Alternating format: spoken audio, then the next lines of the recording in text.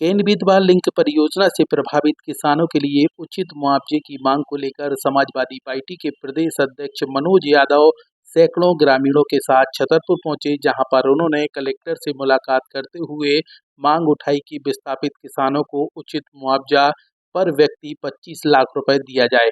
इसके साथ ही जिन प्रदर्शनकारियों पर हाल ही में जो FIR दर्ज की गई है वह वापस ली जाए। अगर मांग समय पर नहीं मानी जाती तो 1 माह में समाजवादी पार्टी सड़क से सदन तक उतरकर प्रदर्शन करेगी। मांगे जो हम लोगों के जो किसान आए हुए हैं बेचारे बहुत पीड़ित हैं और दुखी हैं और गरीब लोग हैं। इन्हों की जायज़ मांगें थीं और प्रशासन ने जो वहाँ पे घटना हुई जिसमें आप लोगों ने भी चलाया था कि पथराव किया गया, पूरा प्रशासन ने लाठीचार्ज किया इन लोगों पे। इनके किसान नेता अमित भटनागर जी को केवल छुड़ाने के लिए ये लोग गए थे कि उनको छोड़ा जाए, क्योंकि उन्होंने कोई जुर्म नहीं किया था। किसानों के साथ केवल मांगें उठा रहे थे और संवैधानिक अधिकार के तहत उठा रहे थे। उनको जेल में जो बंद किया बहुत ही दुखद घटना थी। इसके बाद जो वहाँ पे 3-4 हज़ार पब्लिक थी उसमें हमारी बहनें ज़्यादा थी, महिलाएँ, उन पर रात में खाना भी नहीं खाने दिया। खाना बन रहा था, इन्होंने समय मांगा, प्रशासन ने कहा कि आप खाली कर दीजिए, तो इन्होंने समय मांगा कि हमें खाना खा लेंगे, आधा घंटा दे दो, हम यहाँ से चले जाएंगे। उसके बाद भी इन पे लाठियाँ बांधी गई, खाना नहीं खाने दिया और बुरी तरह मारा गया है और कई लोगों को उन्होंने कम से कम 50 लोगों को गिरफ्तार किया है। घरों के मुआवजे आपने भी देखा है फाइलों में, अगर पूरे मीडिया के लोग जानते हैं कि किसी को 5,000 मिल रहा है, किसी को 10 मिल रहा है, 25,000 एक मकान के नाम पे मिल रहा है, किसी को 50,000 मिला है, 48,000 मिला है, अलग अलग लेटर मैंने देखे हैं। तो किसी का आजकल बाथरूम नहीं बनता है।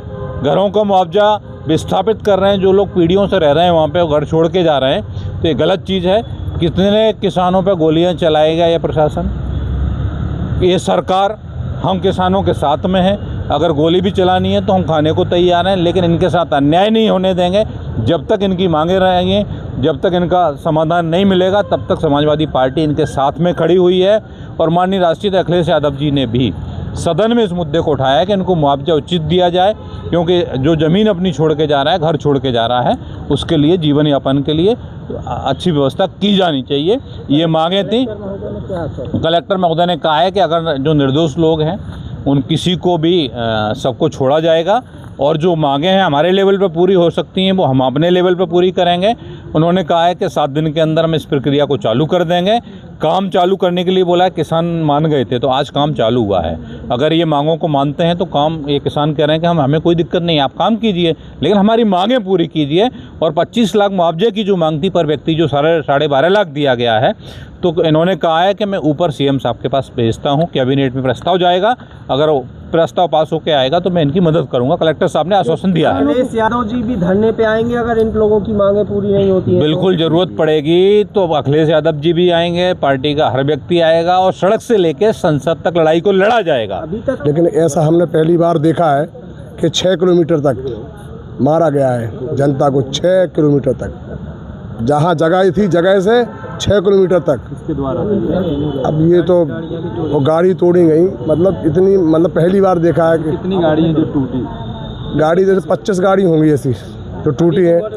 मोबाइल, लोगों के मोबाइल का पता नहीं है कि गिर गए कहाँ गए, मतलब क्योंकि भाग दौड़ में गिरते गए, मोटरसाइकिल टूटी और गाड़ी भी टूटी है। हाँ की है ना, गालीबाजी दी है पुलिस वालों ने, पानी बर्ताव किया है और डंडेबाजी भी की है।